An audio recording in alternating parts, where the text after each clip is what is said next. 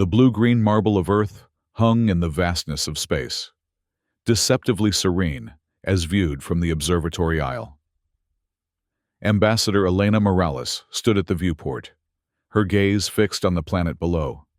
263 years of human technological advancement had brought humanity to this moment, where the destiny of Earth would finally be decided among the stars. "Madam Ambassador, the transmission from the Stellar Concord has arrived," announced Deputy Ambassador Cato Arai, his usually composed voice betraying a hint of tension. Elena didn't turn immediately. She allowed herself one more moment of contemplation, observing the home to billions, a world that had once believed itself alone in the universe, only to discover, over 2 centuries ago, that 16 advanced civilizations had been monitoring humanity's development all along. "Display it," she finally said, turning to face the holographic projection in the center of the observation deck.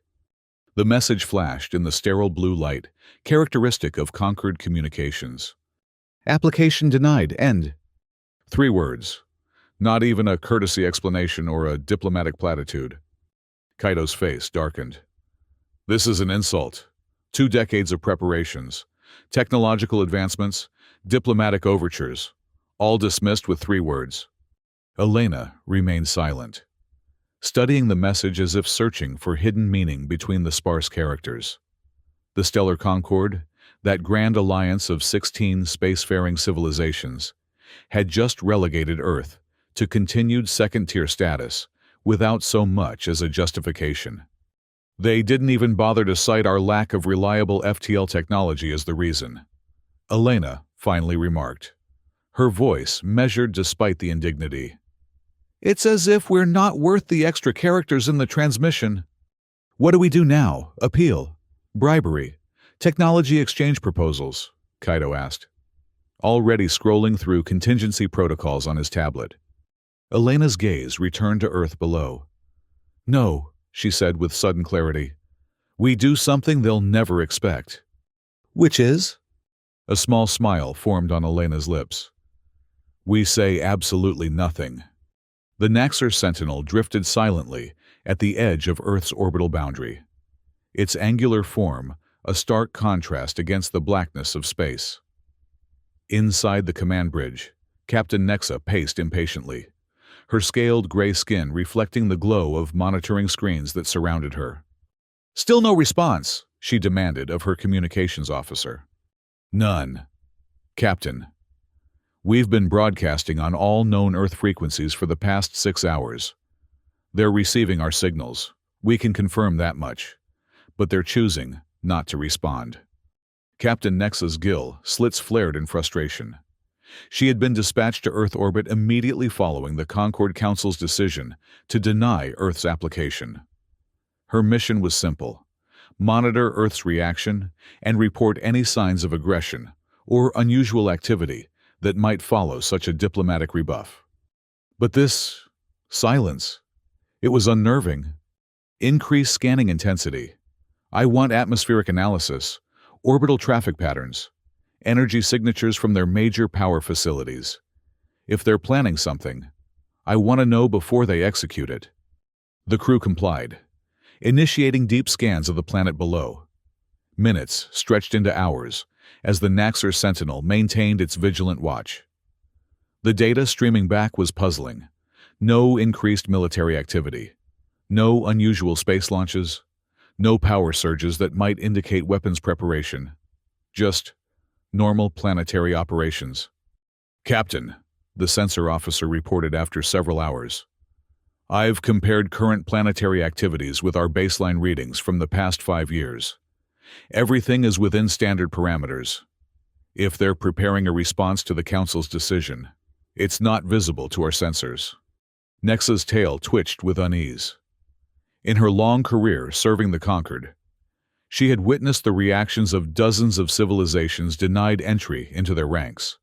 Some had raged, threatening war. Others had pleaded, offering riches or technology. A few had even attempted small-scale attacks on conquered outposts, futile gestures of defiance quickly suppressed. But none had simply ignored the Concord.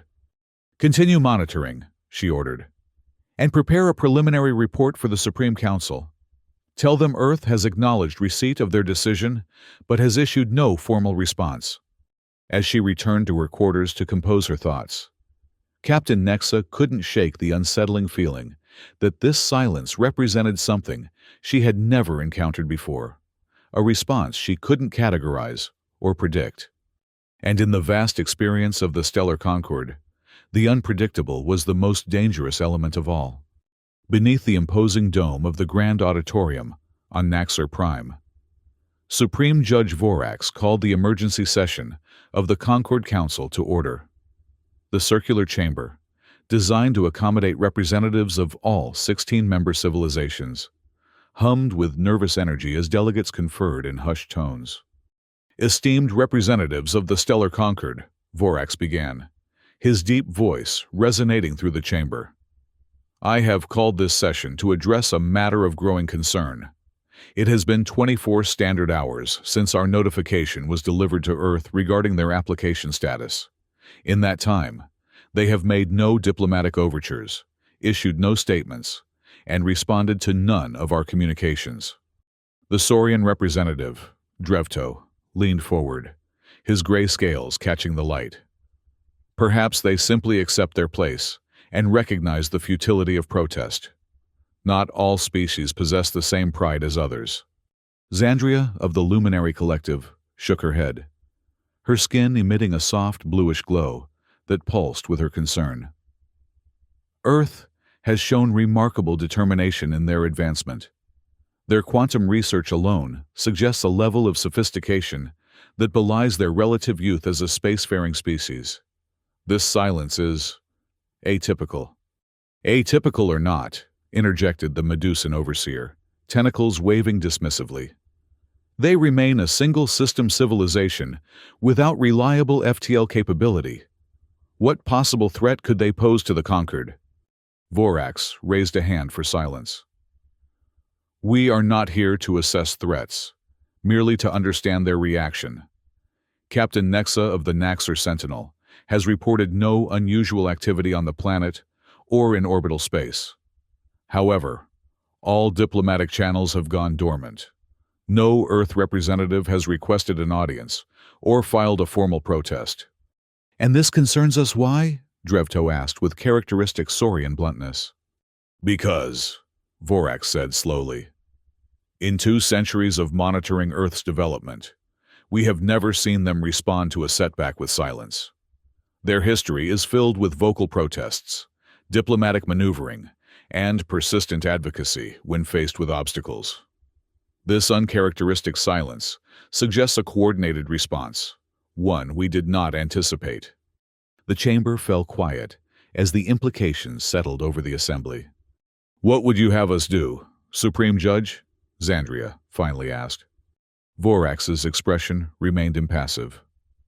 "For now, we increase our surveillance. I am dispatching 3 additional vessels to join the Naxxor Sentinel, the Optic Bastion Fleet. They will establish a monitoring perimeter around Earth's moon and strengthen our observational capacity."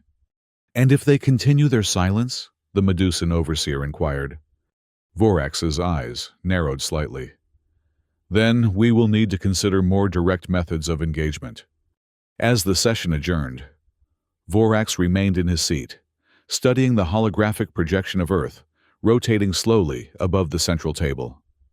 Something about this situation disturbed him deeply, a nagging sensation that the Concord, for all its advanced technology and collective wisdom, was missing something critically important. In the silent void of space, the 3 angular warships of the Optic Bastion Fleet emerged from their faster-than-light transit, their hulls gleaming against the backdrop of Earth's moon. They took up their assigned positions, forming a triangular perimeter that gave them optimal scanning coverage of the planet below. Captain Nexa received their arrival confirmation aboard the Naxxor Sentinel.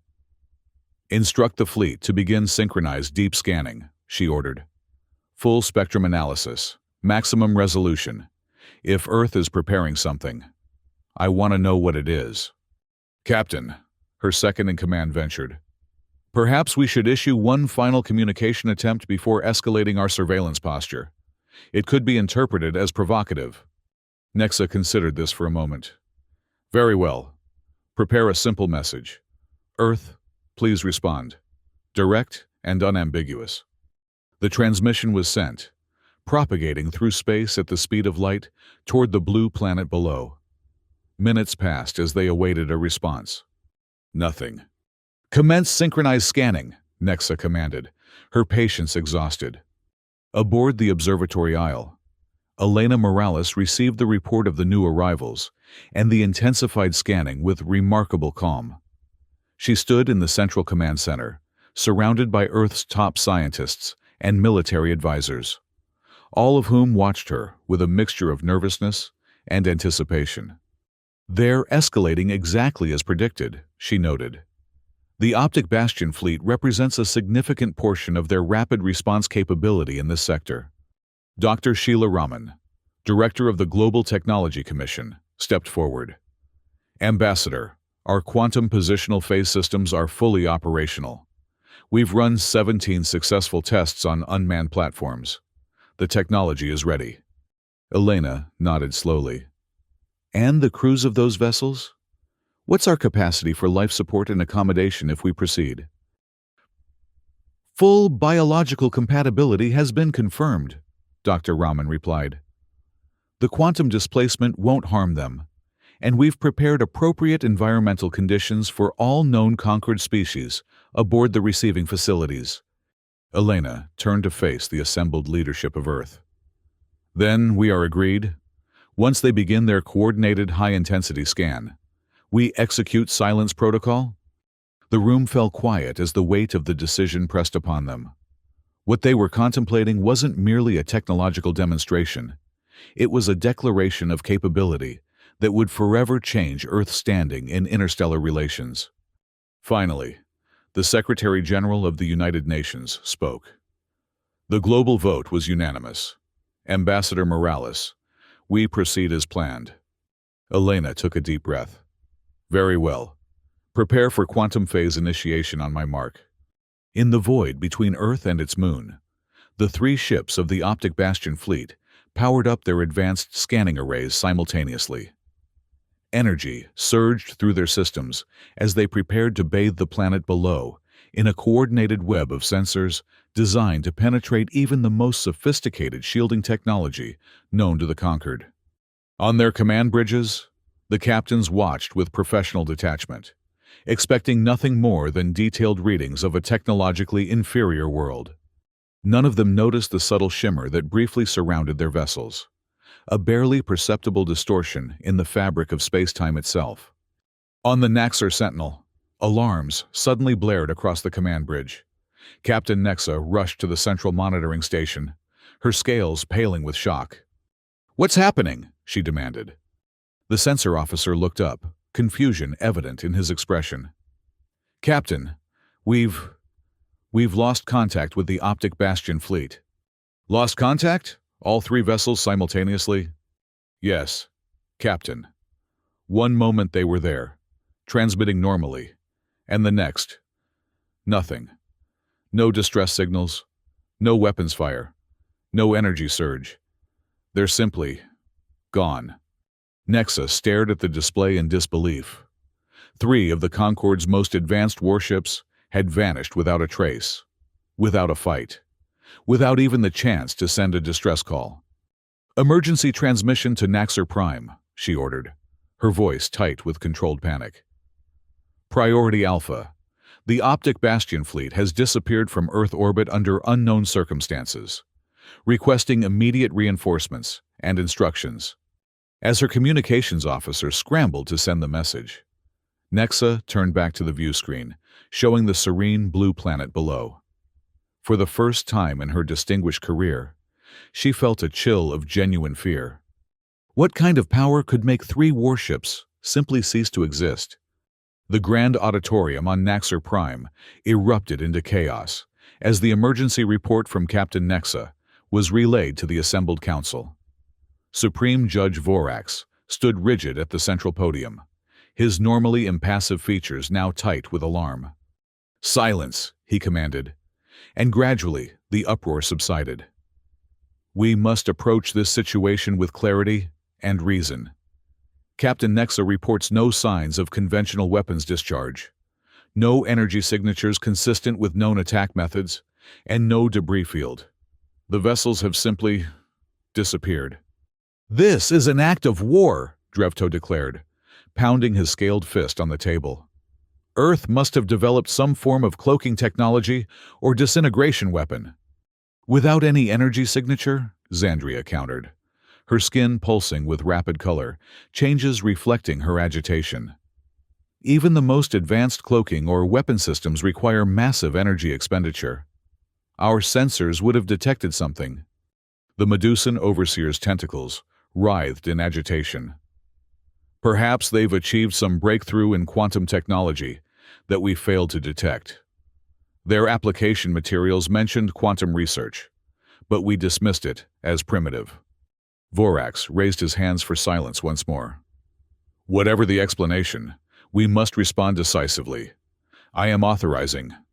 His words cut off abruptly as the central holographic projector in the auditorium unexpectedly activated.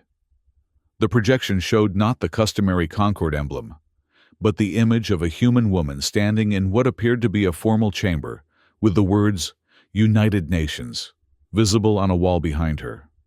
"Greetings, Supreme Council of the Stellar Concord," the woman said with remarkable composure. "I am Elena Morales, Ambassador of Earth. I apologize for interrupting your emergency session, but I believe I can provide some clarity regarding the current situation."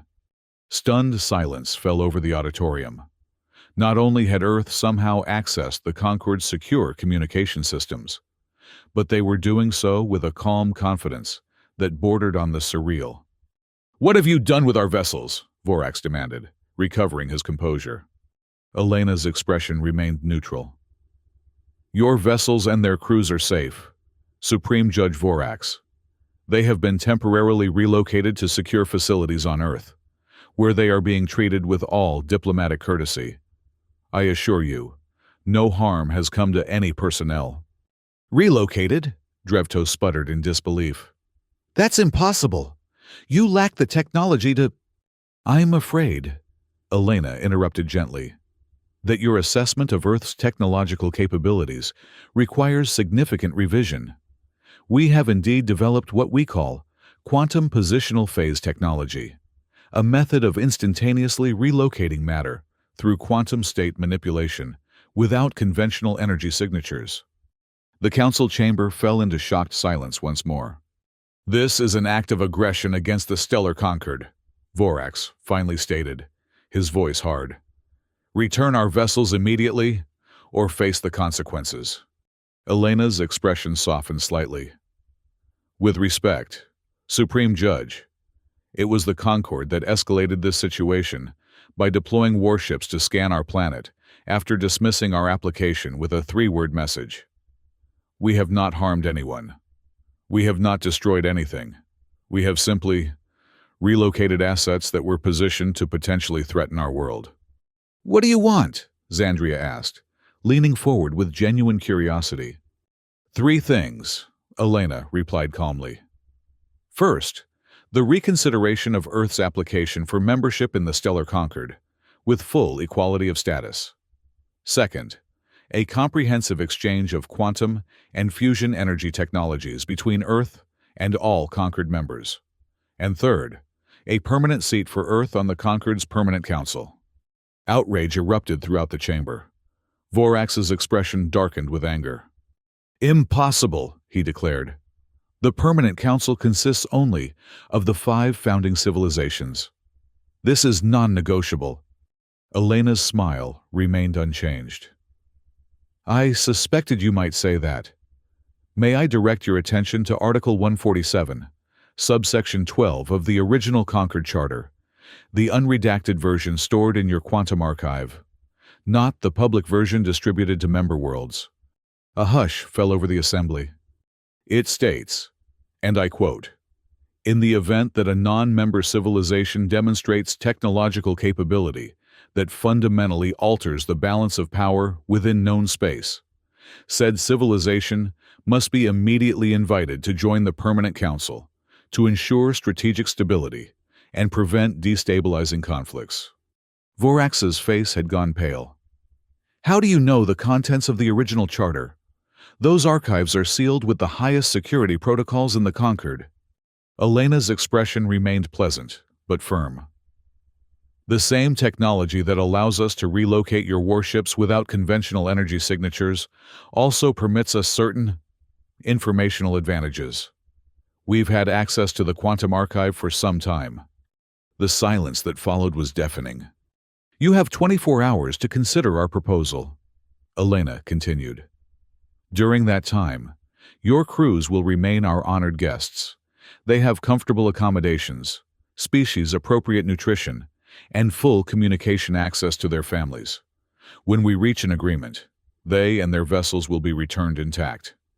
Before anyone could respond, the holographic projection disappeared, leaving the council in stunned silence. Vorax sank slowly into his chair, the full implications of what had just occurred washing over him. Earth had not only neutralized 3 advanced warships without firing a shot, but had also penetrated the Concord's most secure archives and was now leveraging the Concord's own secret protocols against them. All without saying a word until they were ready. For the first time in his long tenure as Supreme Judge, Vorax felt the cold touch of genuine fear. The Concord had gravely underestimated Earth, and now they were paying the price. On Earth, in a specially prepared facility beneath the United Nations headquarters in New York, Elena Morales ended the transmission and turned to face her colleagues. The tension in the room was palpable, but there was also a sense of cautious triumph. They'll agree, Kaito Arai stated with confidence. They have no choice. The original charter is binding, and we've demonstrated our technological superiority without harming anyone. Elena moved to a viewing window overlooking a vast underground chamber. Below, the 3 Concord warships sat intact, surrounded by sophisticated environmental containment fields. Nearby, the crews were being housed in specially designed habitats that perfectly replicated their native environments. It was never about harming anyone, she said quietly. That's what they expected. Threats, violence, the typical response of a primitive civilization denied entry to their exclusive club. But we've shown them something far more powerful than aggression. Silent capability, Dr. Raman supplied, joining her at the window. The ability to act decisively without telegraphing our intentions or capabilities until the moment of execution. Elena nodded. Exactly, and now we wait. For the next 24 hours, Earth maintained its silence once more. No further communications were sent to the Concord. The crew members of the displaced vessels were treated with impeccable courtesy, provided with comfortable accommodations, nourishing food appropriate to their species, and regular updates about their situation. Most were baffled by the technology that had transported them instantaneously from their ships to Earth without any sensation of movement or transition. Some were fearful, expecting harsh treatment from a civilization they had helped to reject. Instead, they found themselves treated as honored guests, a psychological tactic that only increased their confusion and uncertainty. On Naxxer Prime, the Concord Council remained in nearly continuous session, debating their options and reviewing the situation from every possible angle. Legal experts confirmed that the clause Elena had cited was indeed present in the original charter, a provision the founding members had included as a safeguard against potentially destabilizing new technologies, but which had never before been invoked. Military strategists analyzed what little data they had about Earth's quantum technology and reached disturbing conclusions. If Earth could relocate 3 warships instantaneously without any detectable energy signature, what else might they be capable of? Could they transport hostile devices directly into the heart of conquered worlds? Could they remove planetary defense systems with the same ease? The implications were staggering and terrifying. As the deadline approached, Supreme Judge Vorax called for a final vote.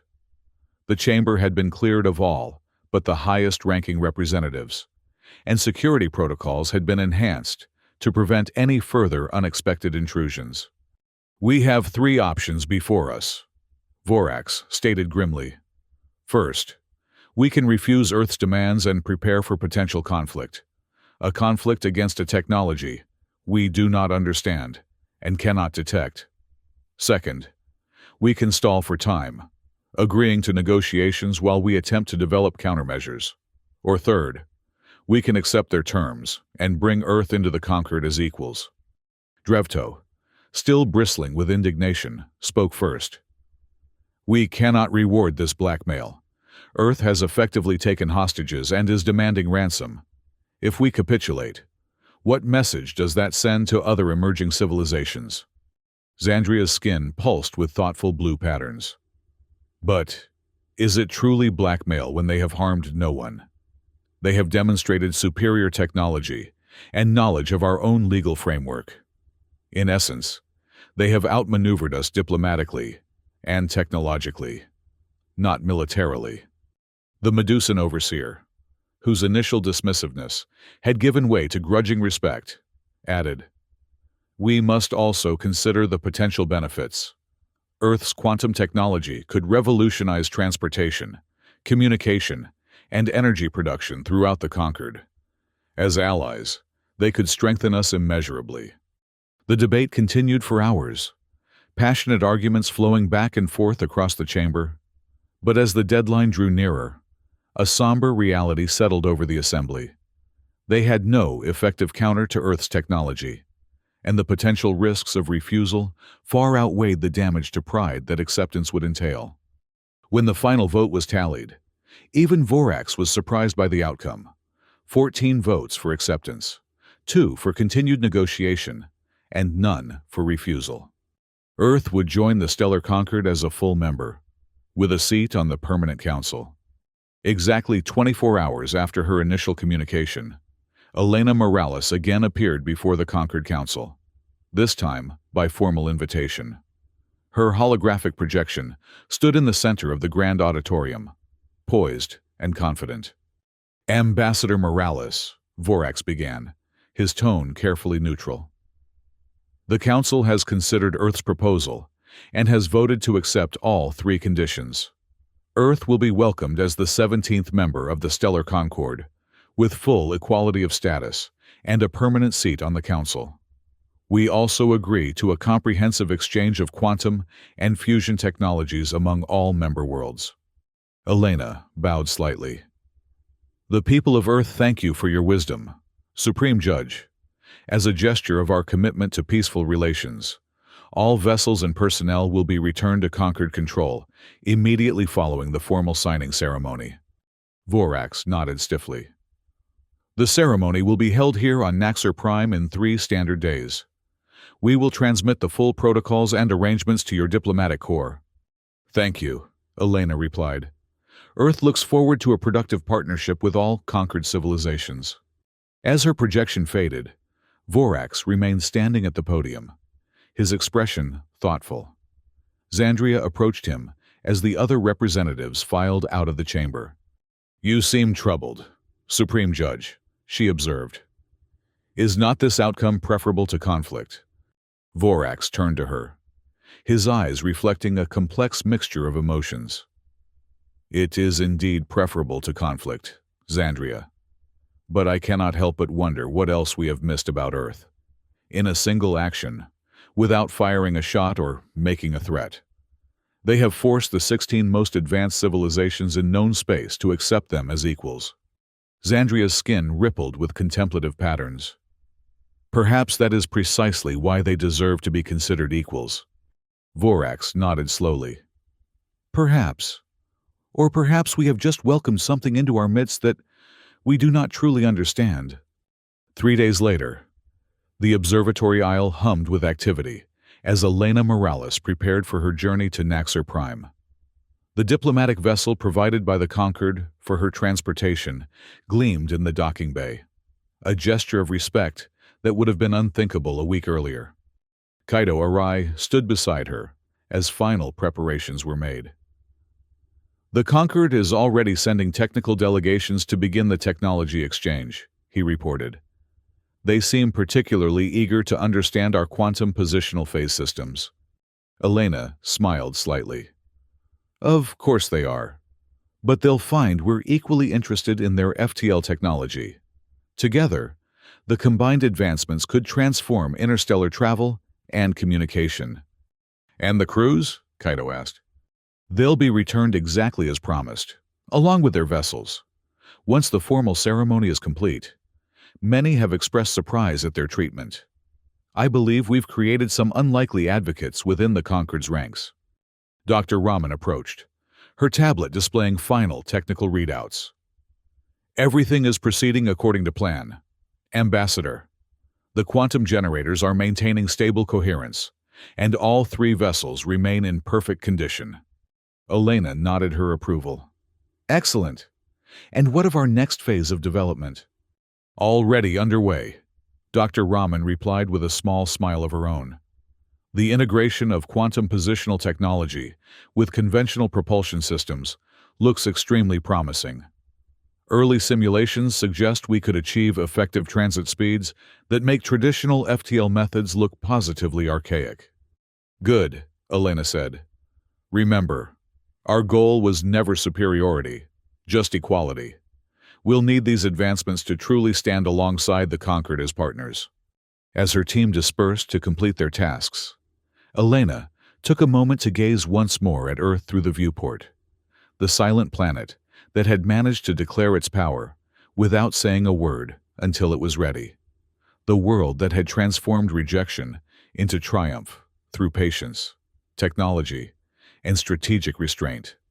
In the distance, she could see the Naxxer Sentinel still maintaining its position at the edge of Earth's orbital boundary. But now, it was there not as a surveillance platform, but as an honor guard, a visible symbol of the Concord's newfound respect. Elena smiled to herself. The silent war had been won. Now the real work of peace could begin. The grand auditorium on Naxxer Prime had been transformed for the occasion. Where usually it presented an austere environment for serious deliberation, now it glowed with ceremonial lighting and displayed the emblems of all 16 Concord civilizations. With a space prominently reserved for Earth's symbol to be added, dignitaries from across the Concord had gathered to witness this historic moment. The mood was a complex mixture of curiosity, residual wariness, and genuine excitement about the technological possibilities that Earth's inclusion promised. Supreme Judge Vorax stood on the central podium, clad in the formal attire of his office, flowing robes embedded with subtle technological elements that shifted and glimmered in the light. Beside him stood representatives of the 5 founding civilizations that had, until now, exclusively comprised the Permanent Council. At precisely the appointed hour, the main doors to the auditorium slid open, and Ambassador Elena Morales entered. She walked with measured dignity down the central aisle, accompanied by a small delegation that included Kaito Arai and Dr. Sheila Raman. Her attire was elegant yet understated, a formal diplomatic uniform that represented Earth rather than any single nation or region. As she approached the podium, a hush fell over the assembled dignitaries. This moment represented not merely the addition of a new member to their alliance, but a fundamental shift in the balance of power and knowledge within known space. "Ambassador Elena Morales," Vorax intoned formally, "you stand before the assembled representatives of the Stellar Concord. Are you authorized to speak for all of Earth in these proceedings?" Elena bowed slightly. "I am Supreme Judge Vorax." "And do you bring Earth into this Concord freely and with full understanding of both the benefits and responsibilities of membership?" "I do," she replied clearly. Vorax gestured, and an aide brought forward an ornate document, the Galactic Friendship Accord, inscribed on a material that resembled parchment but was composed of advanced molecular structures that would preserve its contents for millennia. Then let it be recorded that on this day, Earth becomes the 17th member civilization of the Stellar Concord, with all rights, privileges, and responsibilities therein. Furthermore, in accordance with Article 147, subsection 12 of the original Charter, Earth is granted immediate representation on the Permanent Council in recognition of its technological significance to galactic stability. Elena stepped forward and placed her hand on the indicated portion of the document. A subtle glow emanated from the surface, recording her biometric signature and formally sealing Earth's commitment. In accordance with our agreement, Elena stated, I am pleased to inform the Council that all conquered vessels and personnel have now been returned to their original positions in space. They will confirm that they have been treated with respect and dignity throughout their stay on Earth. A murmur of approval rippled through the assembly. True to her word, Earth had fulfilled its promise without delay or complication. Vorax nodded. The conquered acknowledges and appreciates Earth's honorable action. Now, as is traditional when a new civilization joins our ranks, we invite you to address the assembly. Ambassador Morales. Elena moved to the central position on the podium, surveying the diverse gathering before her. Representatives of 16 advanced civilizations, beings of various forms, evolutionary paths, and cultural histories, all now joined with Earth in formal alliance. Distinguished representatives of the stellar conquered, she began, her voice clear and confident. Today marks not an ending, but a beginning. The path that brought us here was unconventional, perhaps even uncomfortable for some, but it has led us to a moment of unprecedented opportunity. She paused, making eye contact with key figures throughout the chamber. Earth does not come to the conquered seeking dominance or special privilege. We come seeking partnership, the free exchange of ideas, technologies, and cultural perspectives that can elevate all our civilizations. The quantum positional phase technology that brought us to this moment is but one example of what we can achieve when we pursue knowledge without limitation. Several representatives nodded in agreement, their initial wariness giving way to genuine interest. In the coming days, Earth will begin sharing the full specifications of our quantum technology with all conquered members. In return, we look forward to learning from your accumulated wisdom and scientific advancements. Together, we can create a new era of interstellar cooperation that transcends our individual capabilities. Elena's gaze settled on Vorax, and her expression softened slightly. Some may wonder if Earth harbors resentment for the initial rejection of our application. I assure you, we do not. That moment of rejection became the catalyst for a deeper understanding between us, an opportunity to demonstrate that true strength lies not in weapons or threats, but in capability, restraint, and wisdom. She turned back to address the entire assembly. Earth pledges its full commitment to the principles of the Stellar Concord: peace, cooperation, and the advancement of all sentient life. We look forward to working alongside each of you as equal partners in this grand alliance. As Elena concluded her address, the auditorium erupted in applause, tentative at first, then growing in enthusiasm.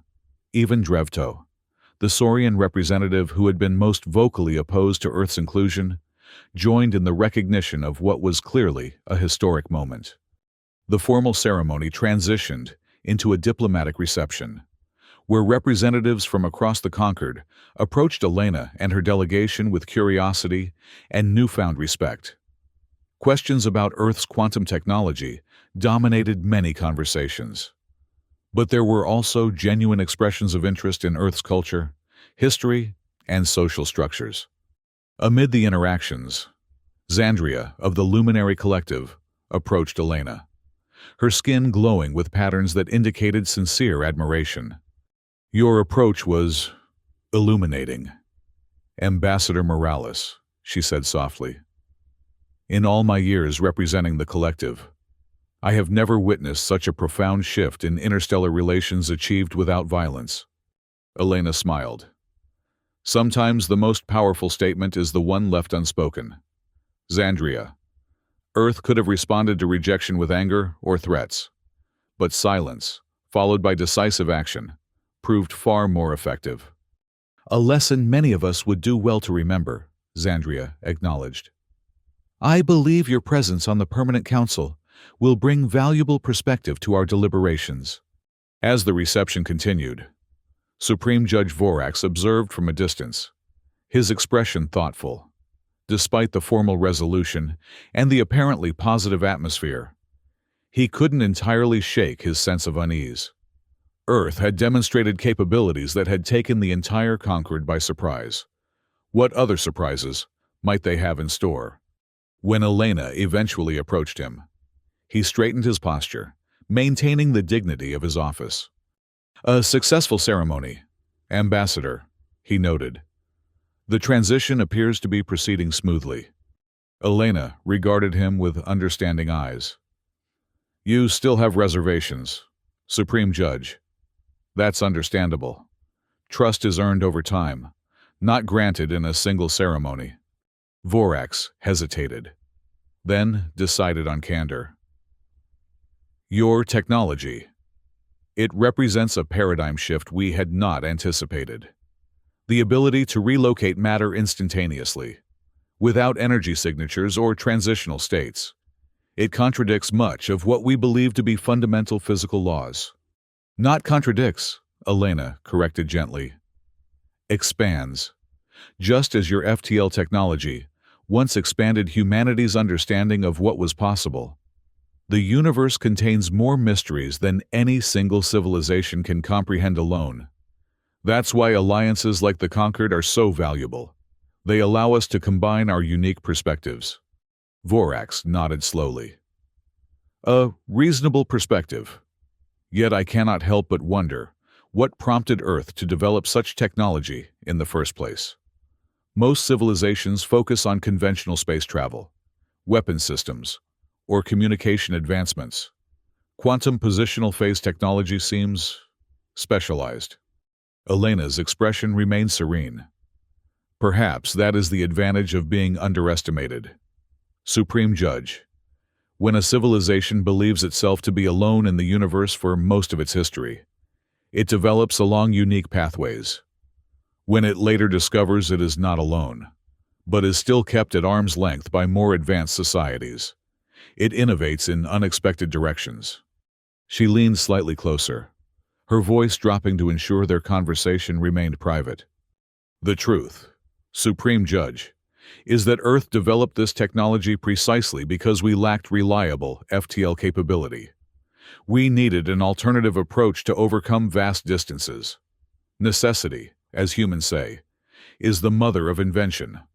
Vorax considered this, finding the explanation both logical and somewhat reassuring.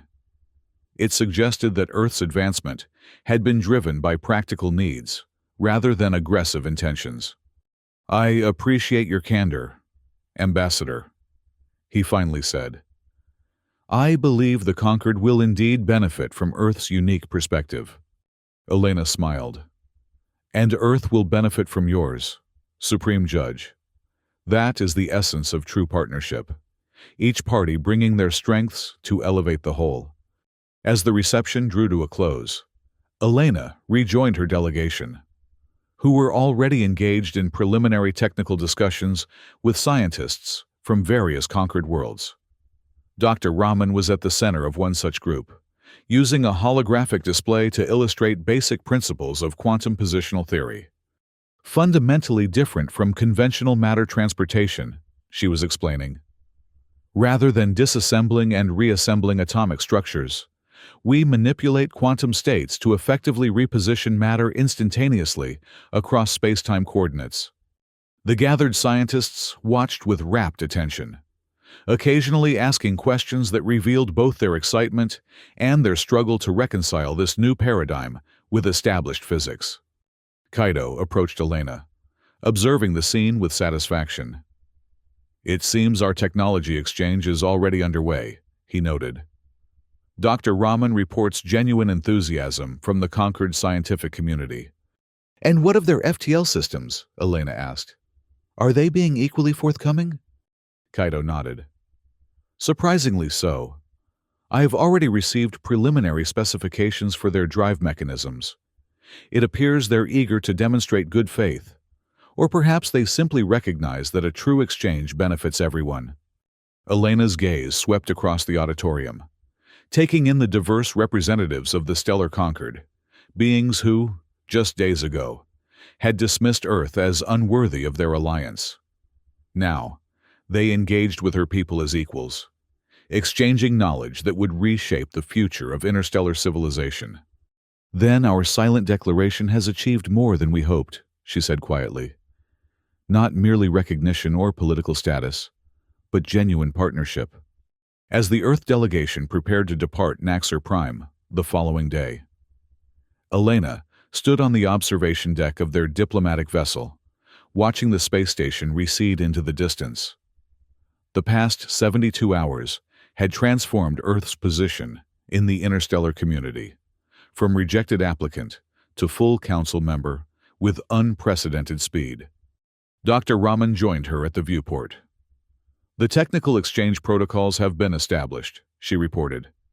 "Concord scientists will begin arriving at Earth within 2 weeks to work directly with our quantum research teams." Elena nodded. "And our teams to study their FTL systems?" "Already selected and preparing for deployment. Initial simulations suggest that combining our quantum positional technology with their FTL principles could revolutionize interstellar travel entirely.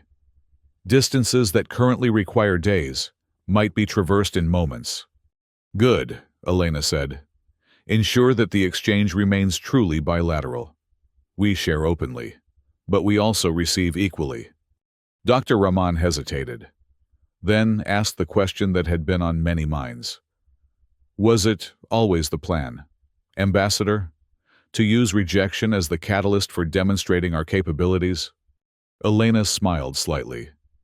"Not exactly.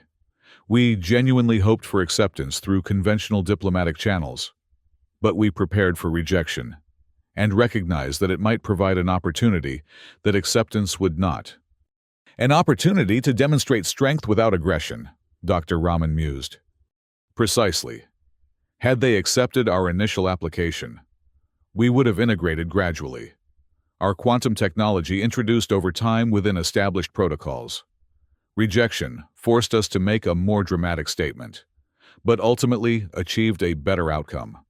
As their vessel prepared to engage its conventional drive for the journey back to Earth, Elena reflected on the events that had unfolded. In just 72 hours, Earth had transformed its relationship with the most powerful alliance in known space, not through threats or violence, but through strategic silence followed by decisive action. The Stellar Concord had learned a valuable lesson. True power didn't always announce itself with weapons or ultimatums. Sometimes, it revealed itself in perfect silence until the moment was right to speak. And Earth, long isolated and underestimated, had finally claimed its rightful place among the stars. 6 months later, Elena Morales stood in the newly constructed Concord Embassy complex in Geneva, observing the integration of Earth and Concord technologies with satisfaction. The vast atrium buzzed with activity as scientists, diplomats, and engineers from 17 civilizations collaborated on projects that would have been unimaginable half a year earlier. Kaito Arai approached, tablet in hand. "The first combined quantum FTL prototype has completed its initial test flight," he reported. "Transit time from Earth to Alpha Centauri, 14 seconds. Elena raised an eyebrow. 14 seconds? The projections suggested at least 2 minutes. The synergy between the technologies exceeded expectations. Kaito explained. The quantum positioning principles, when applied to conventional FTL mechanics, created a multiplicative effect rather than merely additive benefits. And the Concord representatives? Stunned, impressed, and already planning applications for their own worlds. Supreme Judge Vorax himself has requested a comprehensive briefing. Elena nodded, pleased but not surprised. The past 6 months had seen a remarkable transformation in relations between Earth and the Concord. Initial wariness had given way to genuine collaboration, as both sides recognized the extraordinary potential of their combined knowledge. "And the Permanent Council?" she asked. "Your proposal for reforming membership criteria passed unanimously." Kaido confirmed. "Technological capability will now take precedence over historical factors in determining council representation. 3 additional civilizations will be elevated to permanent status within the year." Elena smiled. This had been among her primary objectives since joining the council, ensuring that Earth's unusual path to membership would not remain an exception, but would instead become a model for a more meritocratic Concord. "Ambassador Morales," a melodic voice called. Elena turned to see Xandria approaching, her luminescent skin pulsing with patterns that indicated excitement. "The combined research team has made another breakthrough. May we speak privately?" In a secure conference room, Xandria activated a holographic display showing complex quantum equations and simulation results. By integrating Earth's quantum positional principles with luminary phase shift technology, we've developed a theoretical framework for instantaneous communication across unlimited distances. She explained. "No delay, no signal degradation, no possibility of interception." Elena studied the display with interest. "Quantum entanglement communication. Earth scientists have been working on similar principles for decades." "Yes, but never successfully implemented at macro scales," Xandria noted. "The combination of our approaches appears to have overcome the fundamental barriers. If practical applications match the theory, it would transform interstellar relations entirely." "Instantaneous communication across the Concord," Elena mused. "No more waiting days or weeks for messages to traverse between distant systems." "Precisely. The Council is already discussing the implications: political, economic, cultural. Some are concerned about the disruptive potential, but most recognize the extraordinary benefits." Elena nodded thoughtfully. "Ensure that all 17 civilizations have equal access to the development process and the resulting technology. This must be a shared advancement, not a restricted one."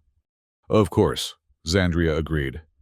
"That principle has become central to Concord operations since Earth's demonstration." As Xandria departed, Supreme Judge Vorax himself requested entrance to the conference room. Though still formal in his bearing, the months of collaboration had softened his initial suspicion of Earth and its representative. "Ambassador Morales," he greeted her. "I've just been briefed on the quantum FTL test results. Remarkable achievement." "Thank you, Supreme Judge. The collaborative approach is proving even more successful than anticipated." Vorax settled into a chair across from her.